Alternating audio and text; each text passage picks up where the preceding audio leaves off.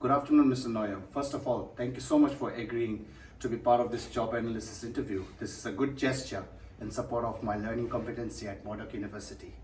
Let's start by discussing your role as a clinical nurse manager at Holland Prior. Could you describe the overall objective of your role, especially regarding ensuring the facility met with occupancy and accreditation standards? Of course, naturally. This is a very important question, to be honest.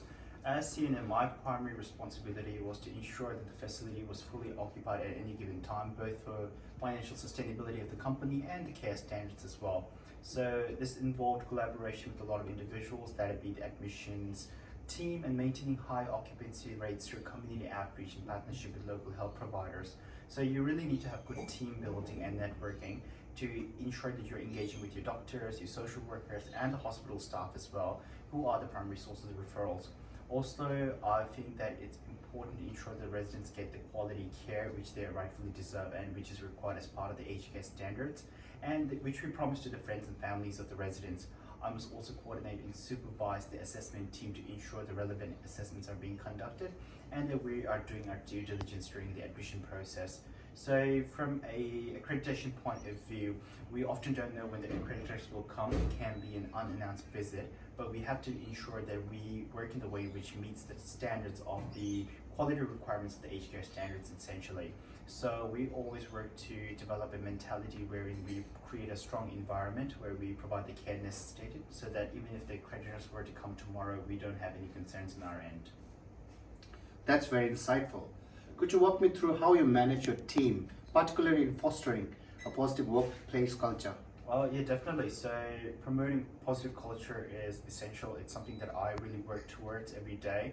So we often try to implement a lot of meetings and one-to-one time with the staff as well, just to make sure that people feel supported and people feel like they're part of the team.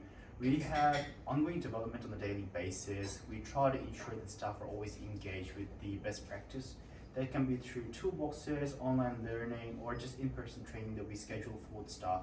So primarily, these trainings can be around dementia management and palliative care.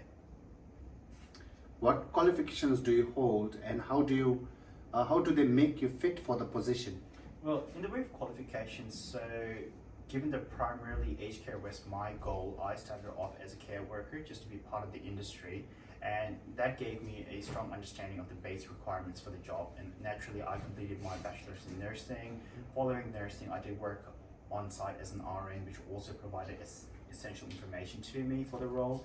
And then I took on the clinical nursing role and had the upskill training for the management side of things, which is done internally by the organization.